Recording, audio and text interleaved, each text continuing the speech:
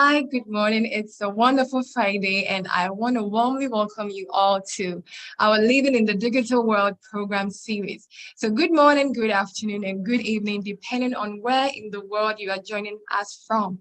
My name is Estella Hilda Anoman, and I'm the coordinator for American Corner Aboba, and I'll be your moderator for this session. So, about American Spaces provides access to current and reliable information about the United States through book collections, internet access, events, and activities for everyone. So today we have a very, very important topic on our decks today, and it's about how to stay safe online. And with that, we're going to have internet safety tips and resources. So facilitating this session is Jonas Nyabo. He's a journalist and a coordinator of iJournal Africa. So Jonas Nyabo is a multimedia journalist, fact checker, and a new media trainer.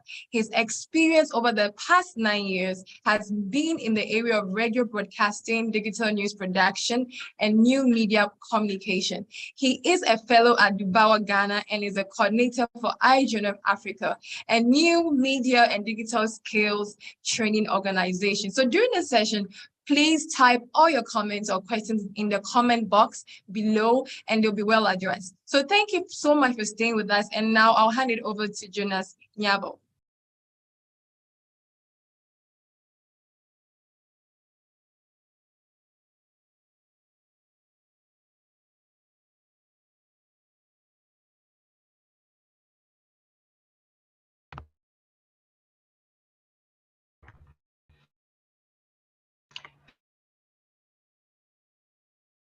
Thank you very much,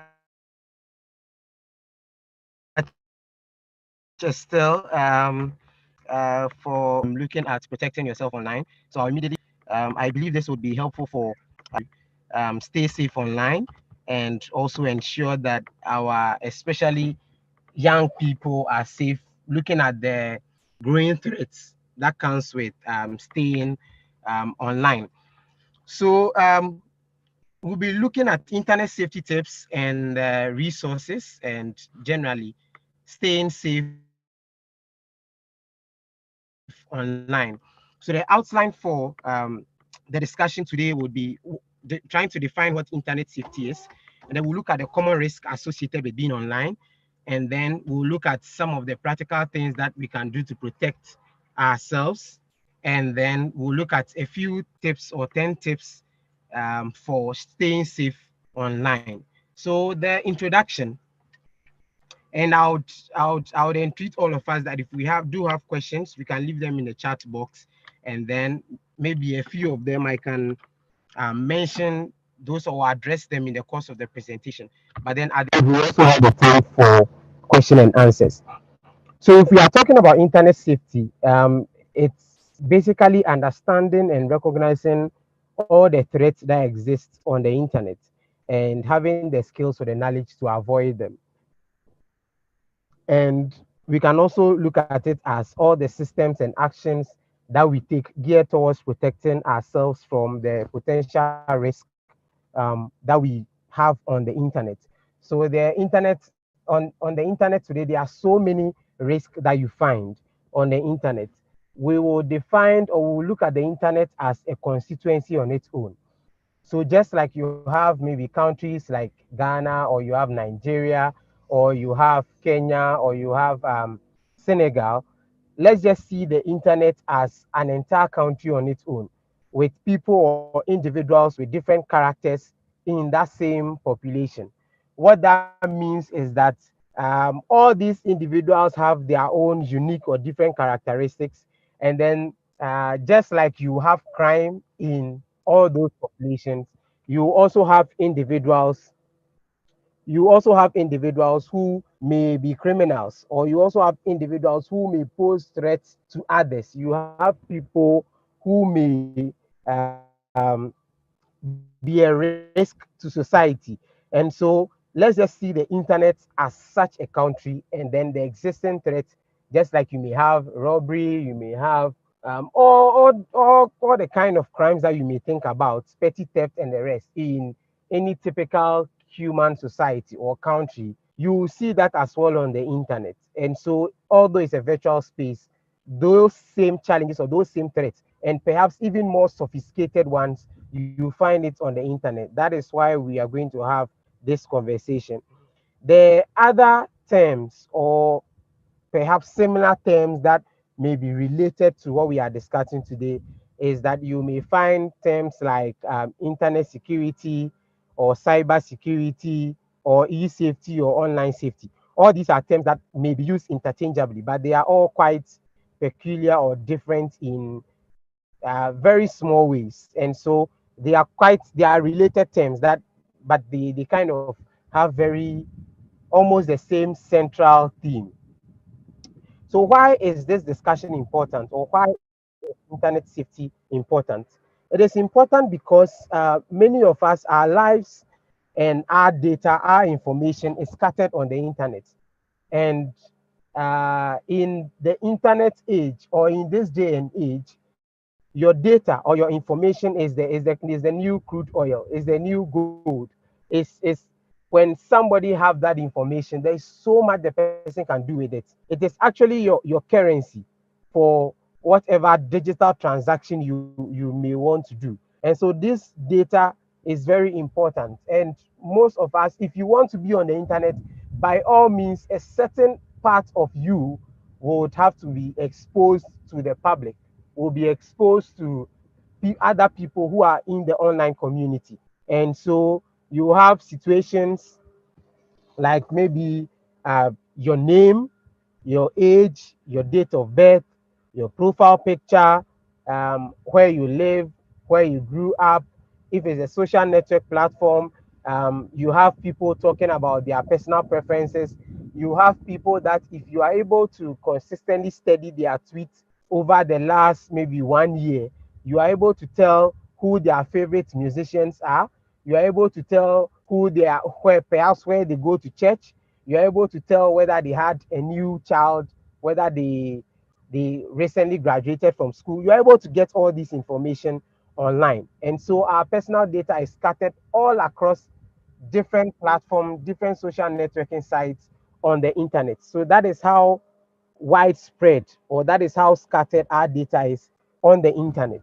And the risk that we face by having this information scattered on the internet, these risks, if they are carried through by whatever malicious character or whatever scammer or fraudster it is, if they're able to have access to this data and there is a breach, it could affect your relationship with others, it could affect your finances, it can affect your company, it can affect your career, it can affect your reputation. I'll give an example. So there is someone whose WhatsApp was hacked, which will be very common. Somebody's WhatsApp was hacked, and then I don't know for whatever intention the scammer or the fraudster had, the person shared pornographic videos in the person's company WhatsApp group. You can imagine what this would do to the reputation of the person involved. And so that is how problematic it is, or that is the kind of threat we face on your relationships. I'm sure a number of us may have encountered a situation where you have a friend you've not heard from, perhaps in more than a year, on Facebook, just message you all of a sudden and says that, oh, they need some money from you. And then because you don't send it early, they start raining insults on you. Your relationship with that good friend can be ruined because somebody may have hacked into your account and was trying to get some money from your friend, but because your friend didn't give, the person insulted the person back. And so your friend may actually think it's actually you, and then that may strain your relationship. There are so many other examples. Finances, your organization, of course. If you are especially in the latter part of the presentation, we'll talk about why it will be important to separate your personal phone from your work phone and things like that, because if somebody is able to have access to your device, the person, and that is the same thing used for your business, the person would have access to perhaps very confidential information regarding your company, and that could affect the stability or the sustainability of your company.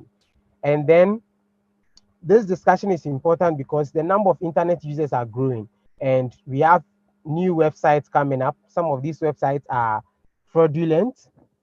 People are building these websites and they are adding codes that are meant to steal information from you. People are doing all these things.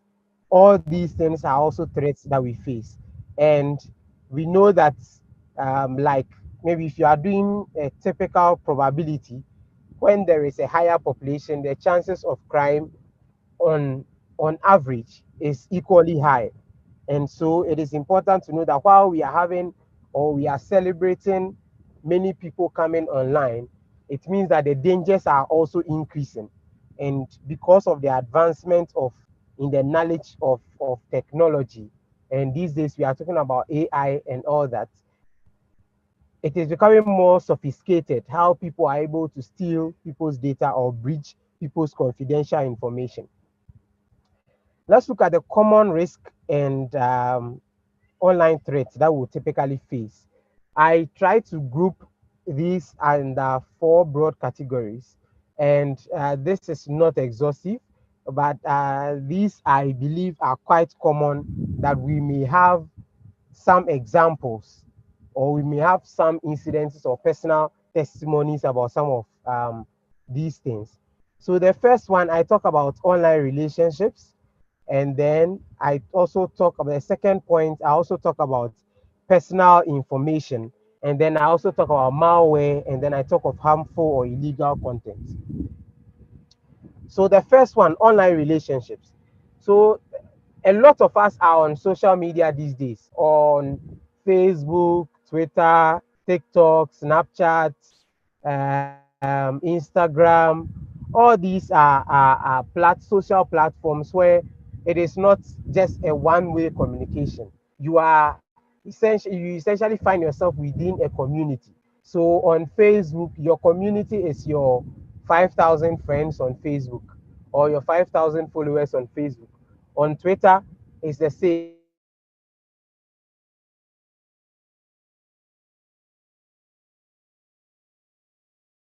Your 200 followers. TikTok, Snapchat, Instagram. Your followers community, this community actually have, they are able to follow the things that you do. They are also able to give more information about your activities, because you constantly give updates about what you do, what you don't do. You post your pictures. If you go for to have lunch with somebody, you post your pictures. If you go for to have lunch with somebody, you post your pictures. So this is one way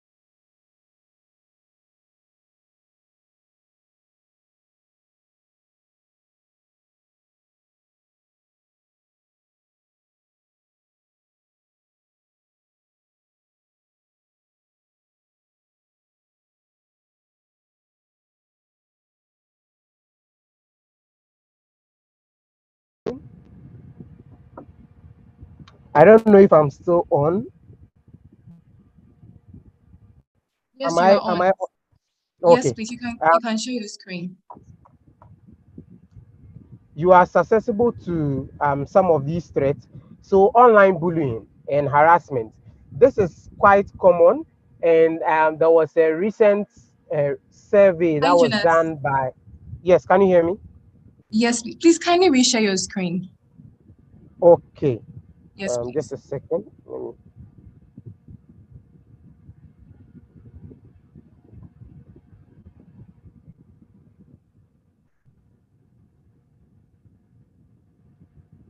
Okay, I think it should be visible now.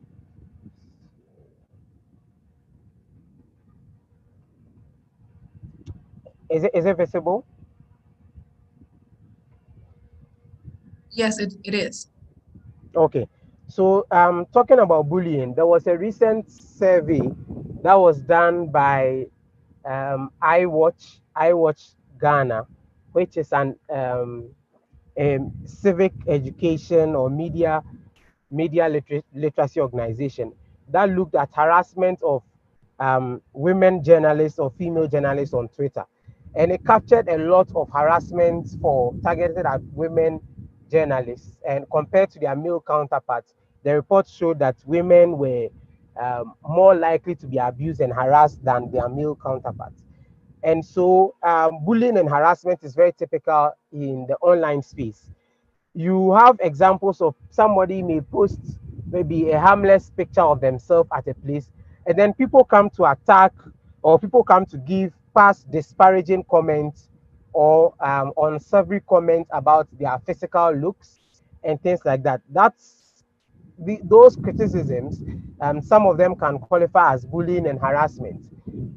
If people do some critical work or people express their opinion on a subject matter, sometimes people who do not believe in what they say, or what the kind of people who do not believe in the in those perceptions may come out in their numbers and troll them or bully them on social media. That is an example of the risk that you face. We talk about physical threats. Some of these bullying and harassments may aggravate into physical threats. So there are people who may have posted something online or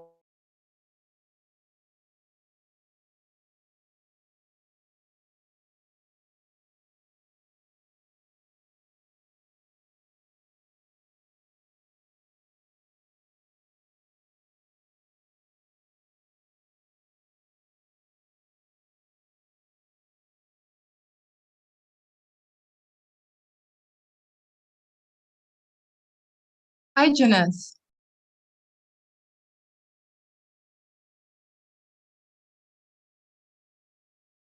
Okay, so whilst we wait for our facilitator, you can just drop in your comment so far, what you've learned and your experiences as well. Have you ever had any situation of bullying online? Just share with us if you want to. All right.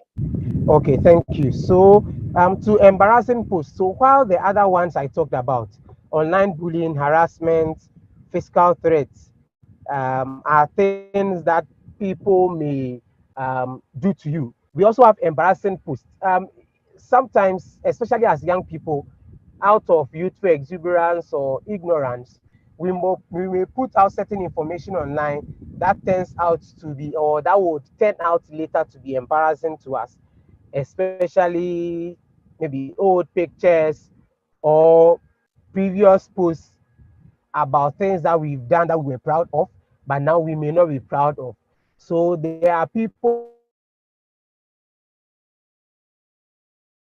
may make posts that are derogatory, or that are sexist, or that are misogynistic and things like that.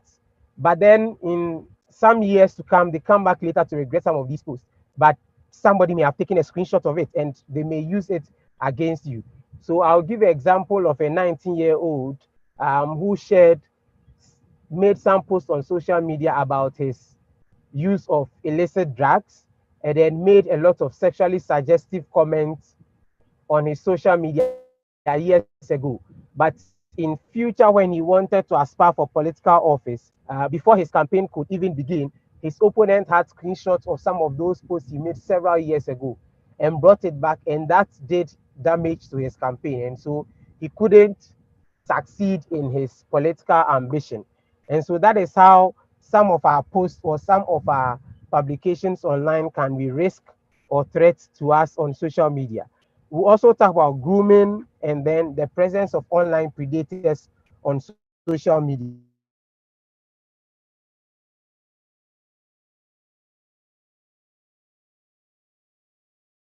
So online predators is also common, and especially for parents. This is just like we have so many people online. I'll talk of personal information. There are people but what they do is that they build relationship and trust and then some emotional connection with your child, and then they manipulate your child and exploit them.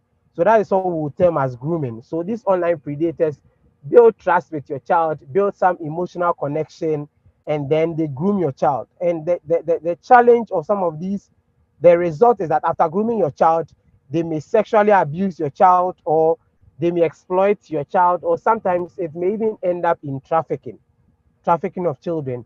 These are things that we should look at, especially as parents or people who are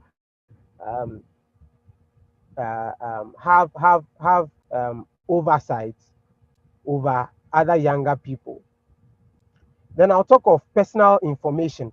So, like I said, coming on social media as a human being in the real world, just like you have an ID card, a voter's ID card, or a Ghana card, there is some information that kind of identifies you. And so, in the digital world, people equally have information that sets them apart, or information that makes them unique. The caveat is it can be true, it can be false. But this information is today the currency that the human being has on the internet. So there are people who is so influential and powerful. So I'm sure for most of us who are following, there are people who we term as influential on social media. They have different aliases they use on social media. They have their real name. But if you come on social media, you mention their real name, nobody knows them. But their social media name, or their nicknames which they use for their social media bios, is what is important. So the personal information is currency. And so people can decide to fake this for different purposes. The problem this comes with is that if somebody fakes this kind of identity, you may be exposed to believing the person. You believe the person, and the person may take advantage to exploit you. Also, for those who put out their real information, or their real bio and their real information, people can actually capitalize on this and steal that particular information. Pose, maybe they may pose as you to deceive your friends and things like that. So examples would be impersonation. So impersonation is where somebody creates a social media account and the person makes the account appear to be you. So the person knows your date of birth, he knows your age, he knows where you were born, he most likely knows the things you like, he most likely knows how you usually tweet, when you usually tweet, or when you usually post your social media publication, your stuff. And the person capitalizes on that to create a profile to pose as you. In Ghana, a common example will be people, fraudsters who are arrested because they pose as maybe members of parliament or ministers of state to deceive people, they make people believe that they can give them jobs in the security agencies, or they make people believe that they can get their jobs in government organizations. And so they maybe solicit for the people's ID cards and take money from them, and then they disappear. Last month, I think about 12 people were arrested for impersonating different members of parliament and then ministers of state. You know that because generally people have the perception that members of parliament and ministers of state are influential. And so when they see an account with the name of the member of parliament, with the person's maybe date of birth and a profile picture of the member of parliament, some people are naive and they believe that this is actually the real person, and then they end up giving money to such people in the name of maybe getting government jobs and examples like that. And then we can talk of um, catfishing. So catfishing, it will be a situation where people create fake persona on the internet. So they create a false character for themselves on the internet, and then they use that particular character to deceive people. So example is that if people find out that pictures of let's say ladies, or pictures of they realize that getting or using the image of ladies, they are able to attract more people to their profile. They use images of unknown ladies and make very interesting posts on social media with the intention of luring people to follow their account so that they can deceive people in the long run. We see that a lot, so much on Twitter, because there is very little way of determining who is the actual human being or not. Um, Most social media platforms do not require you to show your ID card to prove that you're a real human being before you create the account. In fact, you can actually use a fake, you can actually use a fake date of birth, a fake profile picture, a fake name to create a social media account, and then you have a lot of people following you. If you post a lot of interesting things, you will easily be able to get a lot of people to follow you. So catfishing is very real, and it really happens a lot, as I see on Twitter. People do not show their real character. They pose as maybe usually a lady, because the data shows that we seem to have more guys on the internet than ladies, and a lot of guys may be attracted to follow the ladies, thinking that it's a lady behind it, but it may actually be a gentleman being it. What I know some people do is that they do that to get a lot of followers, and then they come later to brand themselves as influencers. So there may be an influencer, but he may have a female name and everything, so many followers and things like that, but it may not actually be a female behind that account. They just use it to attract people. So that is an example of catfishing. And then we also have identity theft, where people steal your information using crude means. So, for example, somebody can steal um, your date of birth, your um, passport number, your bank account information, your Visa card details. This thing can also be stolen on the internet based on leads that you give to people, or sometimes in the case of when a child has been groomed by an online predator and trust has been built, the person may trick you into sending them actually be personal to you.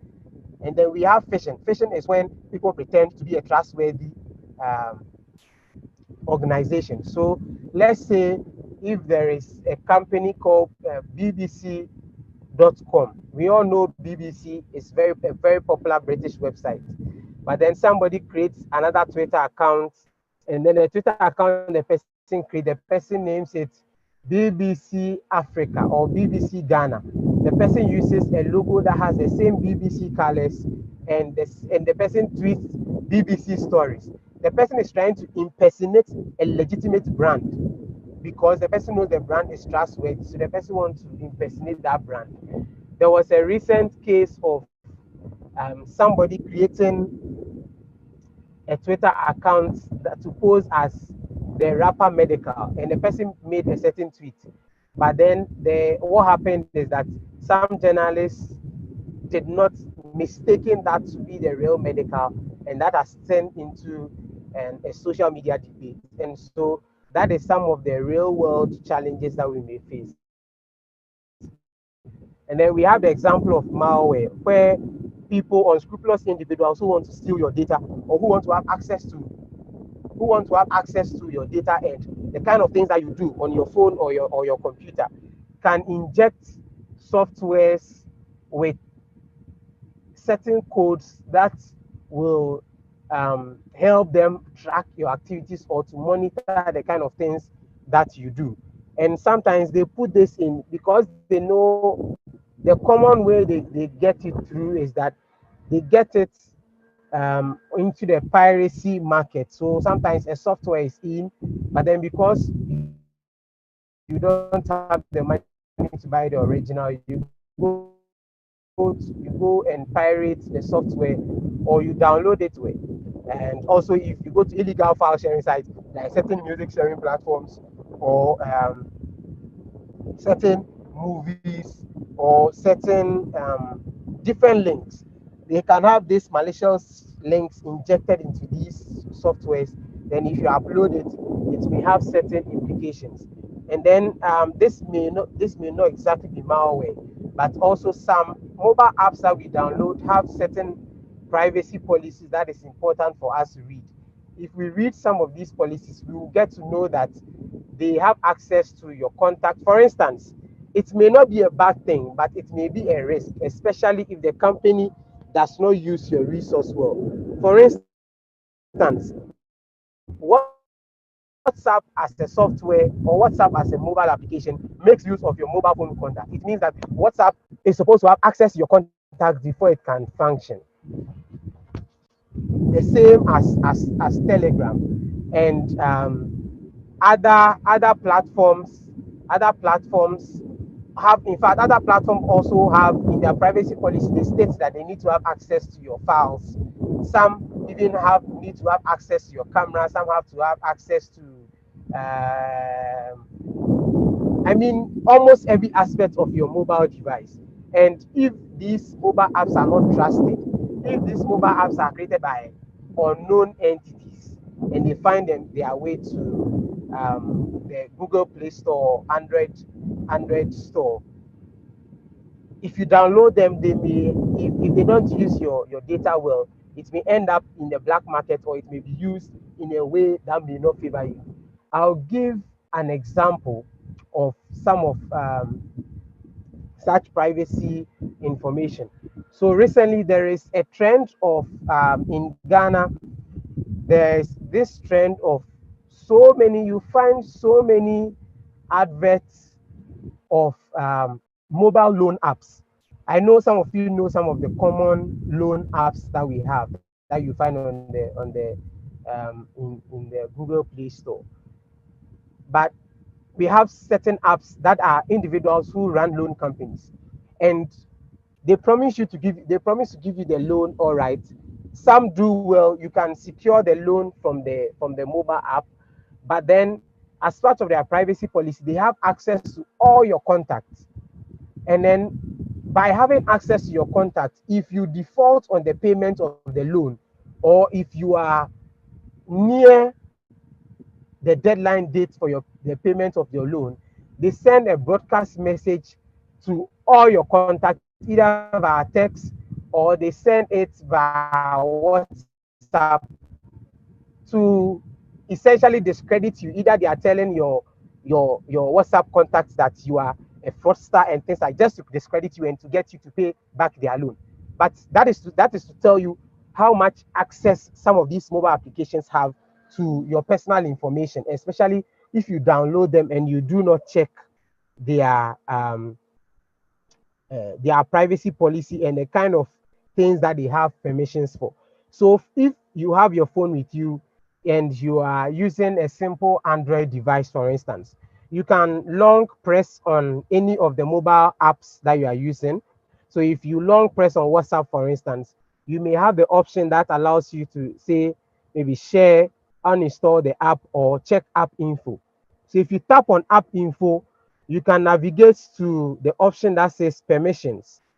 If you look at permissions, you realize that WhatsApp will typically have access. You've allowed WhatsApp permission to use your camera. You've allowed WhatsApp permission to use your contact or to access your contact. You've allowed WhatsApp to have access to your file locations. You've allowed WhatsApp to have access to your files and then also your location. You've also allowed WhatsApp to access your microphone. You may also allow WhatsApp to access your text messages, your phone calls, and your call logs.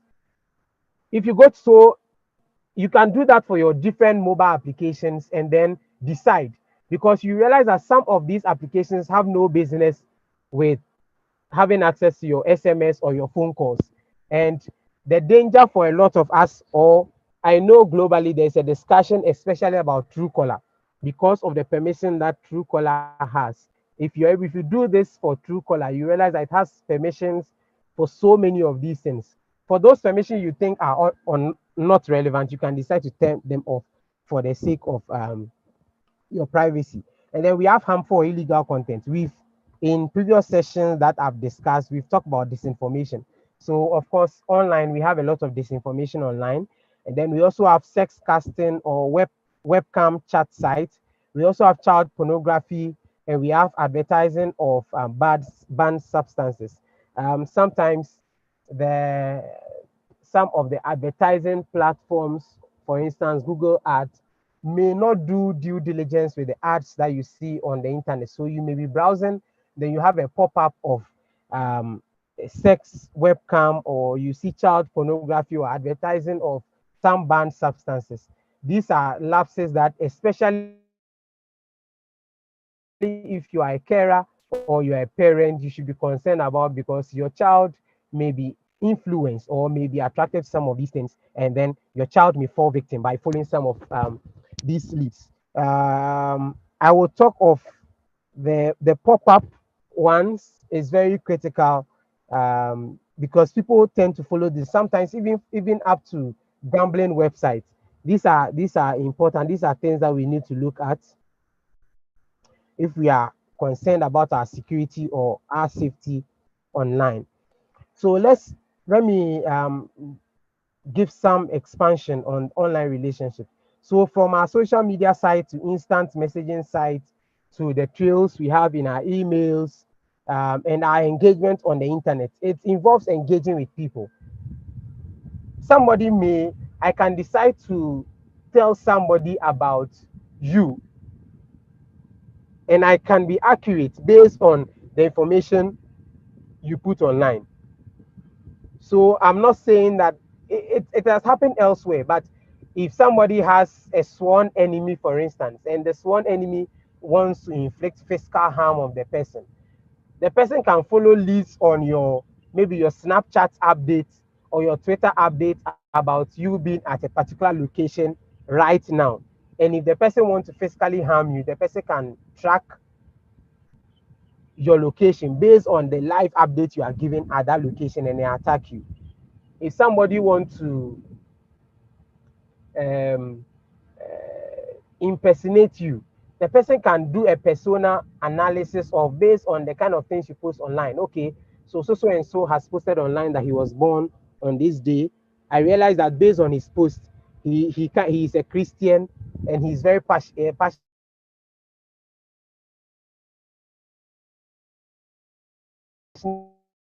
Christian. Based on his post, I know he attends this church, and he's very regular in church every Wednesday. He goes for every Wednesday after work. It's usually advisable that we are kind of circumspect and measured about the volume of information we give about ourselves and then our activities on the internet. For some people, of course, that is what how their pages. That is how, especially for influencers, because you kind of have to maybe constantly give updates and things like that. But let's be careful that we don't overshare some of this personal information that may ordinarily be something that was meant to be kept privately. This can be a threat. Also, on our personal information, our internet identity, online identity, or internet personality, or our persona is unique, and that differentiates us from the next person on the internet. But for some people, the way they behave online is the same way they behave offline. For others, they are completely opposites of their character. Somebody may be a criminal in real life, but online they may come and pose as a saint and try to lure people into the physical world. They may organize a meeting, and then they may do whatever they want to do to the person. There are countless examples that have been investigated by Ghana's police about people who were able to use a false personality on the internet to lure people to obscure locations after building trust with the person, to sexually assault them, and sometimes to even rob such people. And so it's very important that we are kind of careful how we translate our online engagement with people into offline engagement, and also how we are too open to strangers we find online. If you don't really know the person, sometimes it's worth being careful who you accept, whose friend request you accept, and who you decide to share so much details about yourself with in their inboxes. There's an example in Nigeria where someone decided to, is he in the real life he's straight, but then he decided to create a personality online to be somebody who is sympathetic or somebody who is an ally of the LGBT or people who are queer, and then he lure these people and then sexually assault some of them. So these are actually real dangers that happen that we should be careful about. On on malwares, as the internet expands, malwares are used to infect computer networks, and with the intention of stealing personal information, deleting or modifying personal files, slowing down or even jamming computer systems, or sometimes even completely collapsing them. And commonly be this may commonly be targeting organized files that may be confidential information, or these files may actually be uh, have the secret or the password to the company's bank accounts, forged signatures, and things like that.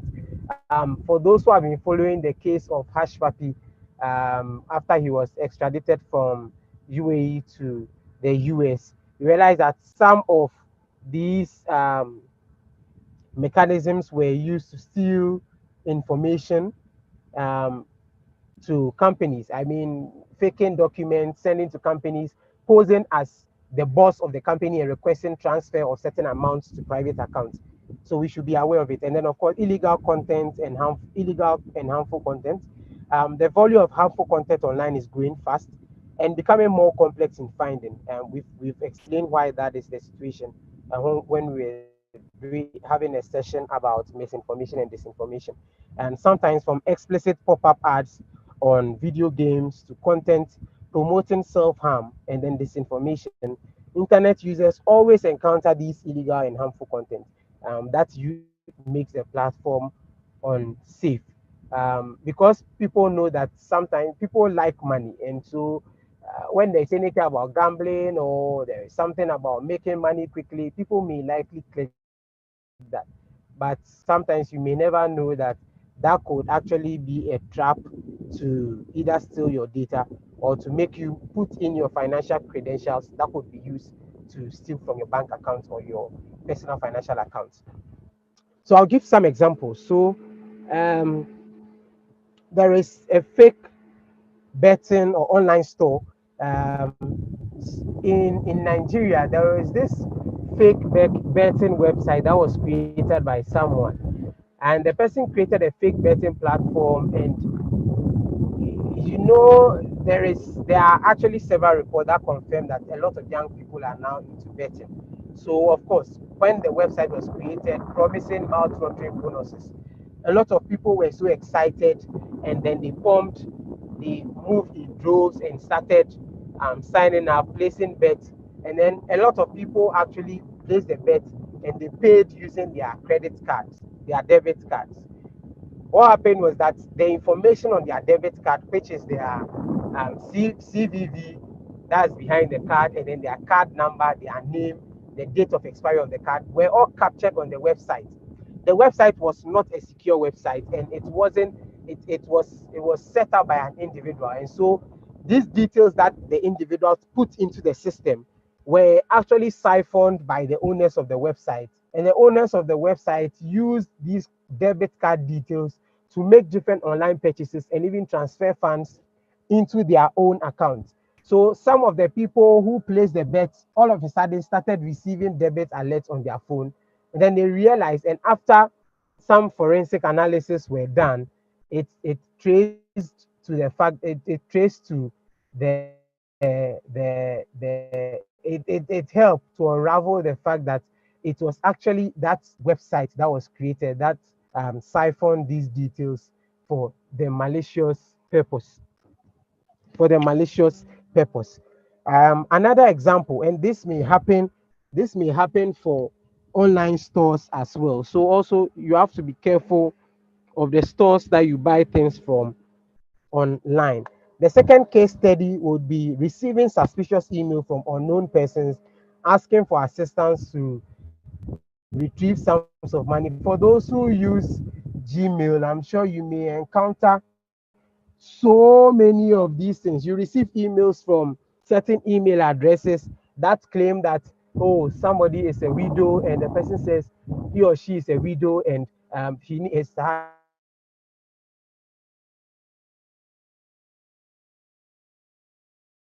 husband or his husband or the partner left $1 million and they need your assistance to retrieve that money, or somebody tells you that, oh, they have a certain inheritance and they need help to that first email. As soon as you respond, the person knows that you are clearly interested, and then they start to send more details, aim to build trust. After building trust with you, then they decide to request your personal information, your details. Then it goes on and on. At the end of the day, you realize that you will be duped of your money.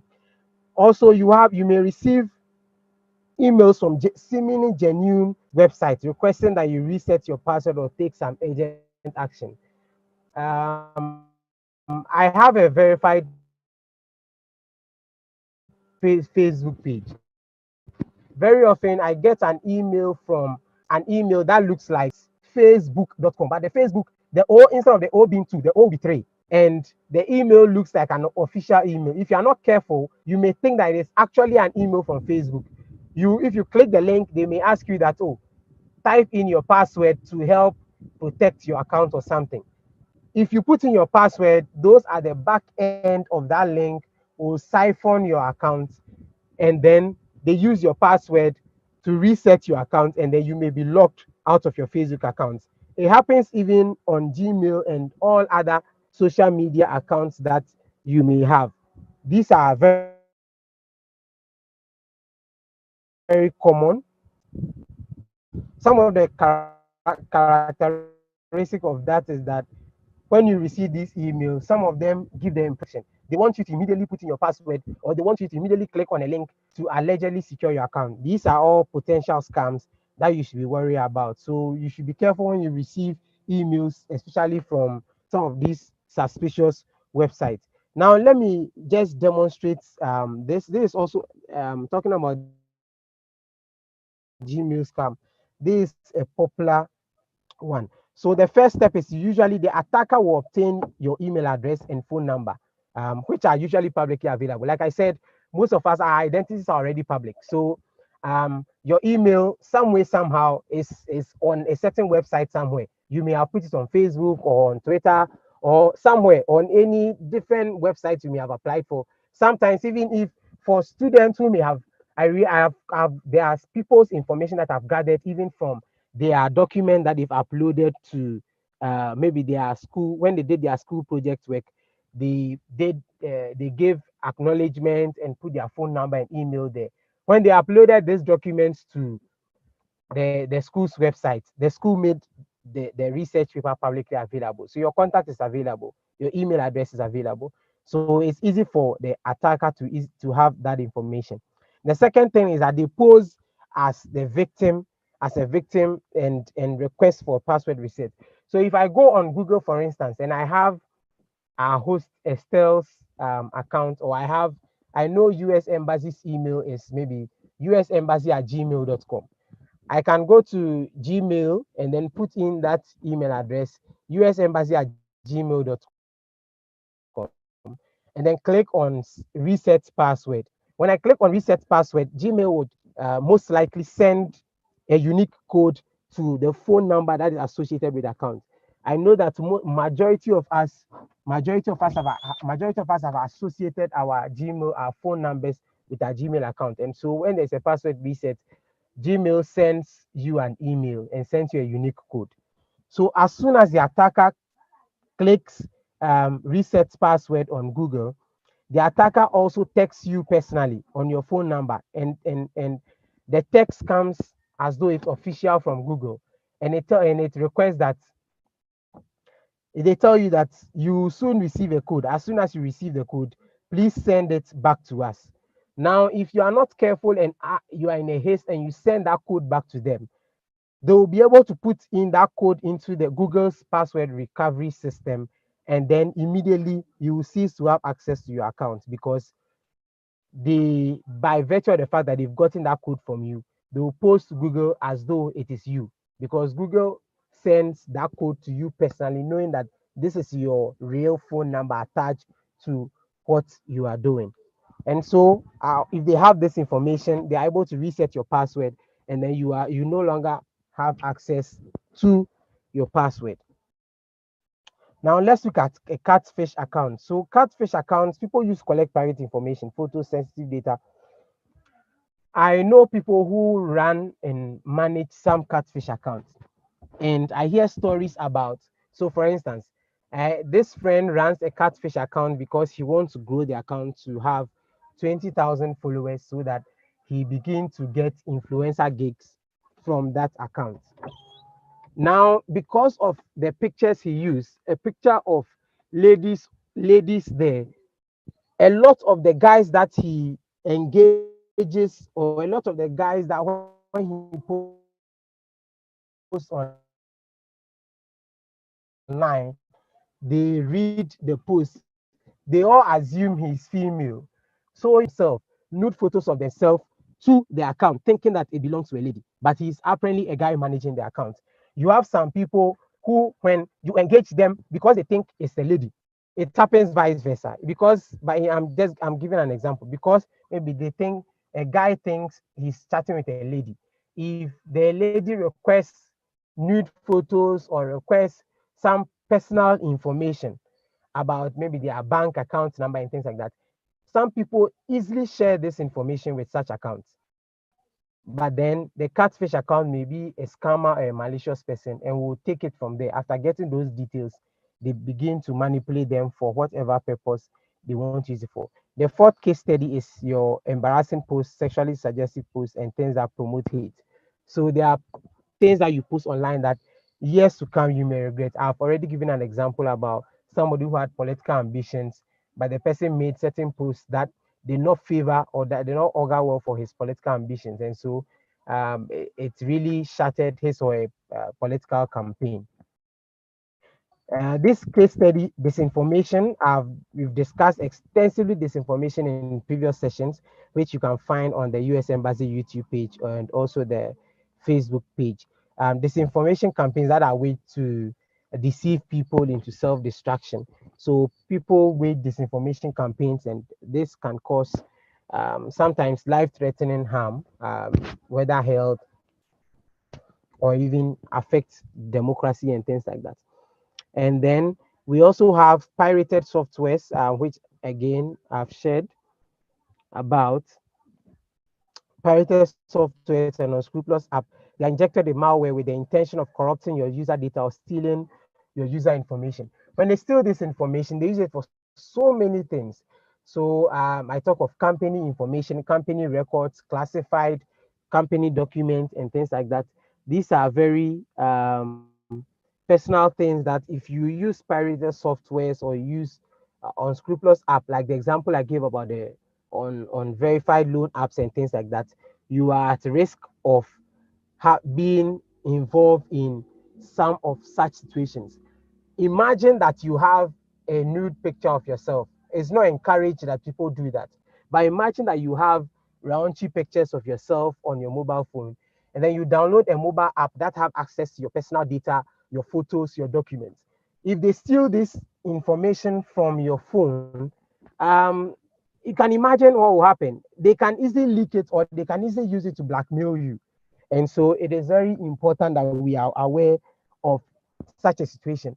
I think last year or 2 years ago, when there was this craze about this new app, that was requiring people to look at how they'll look like in 50 years or so, or 10 years or so. Oh yes, there was, I think there were two. One that will show how you look like in 50 years time, and another one that would show how you were 10 years ago and how you were 10 years now, some 10-year challenge. People thought the source of that application was not trustworthy, and so they were using it to steal people's personal data on Facebook. It's a reality that happens.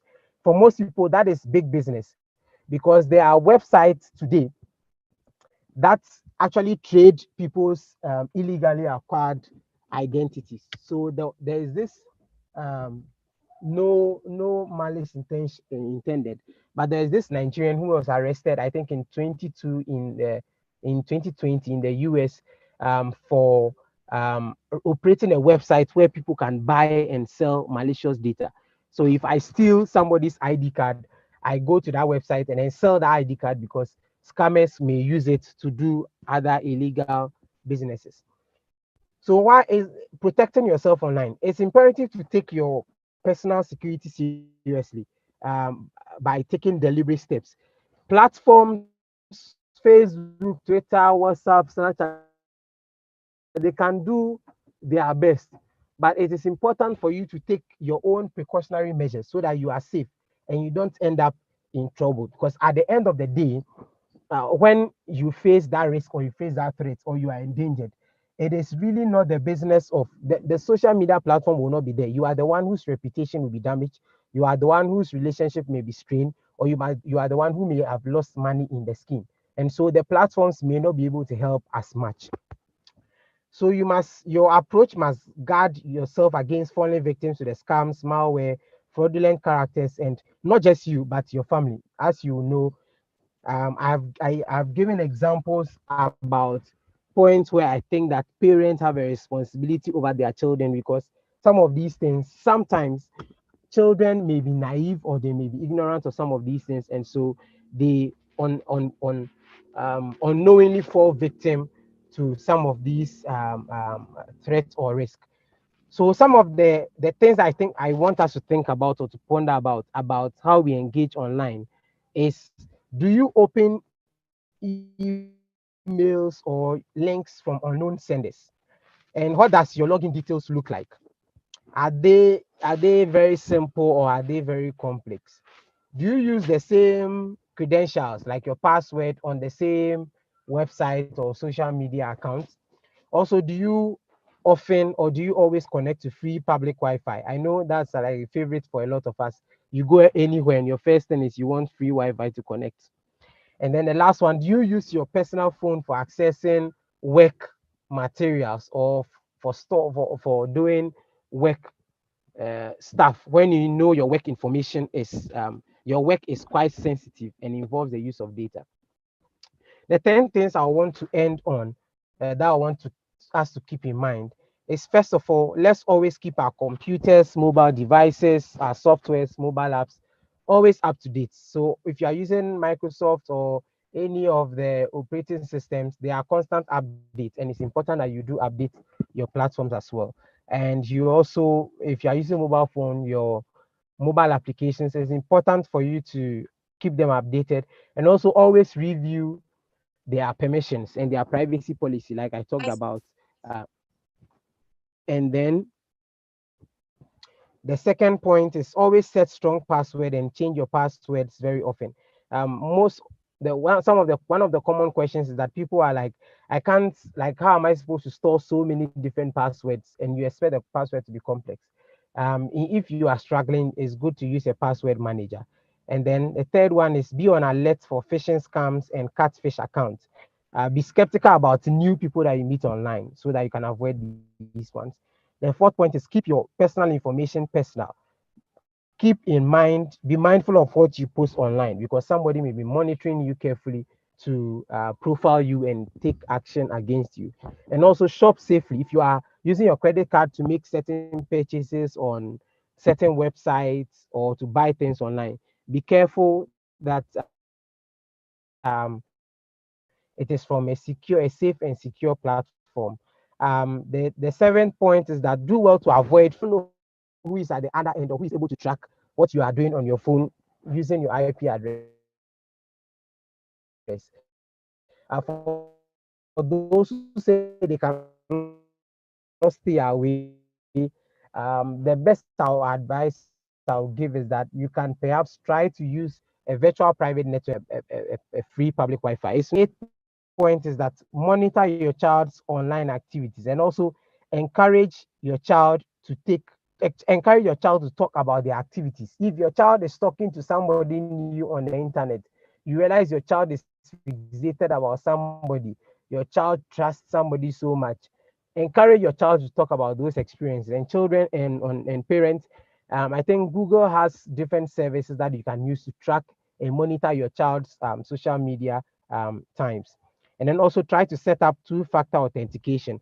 Again, this is not foolproof, but it can help. So two-factor authentication is like if somebody is trying to log into your Gmail or maybe your WhatsApp, and the person may not be able to set up a two-factor authentication such that the person will need to maybe get a special code that has been sent to you via text message or something, or maybe it has been sent to your secondary email address to confirm that it is truly you, especially if the person is logging in from a new or fresh device.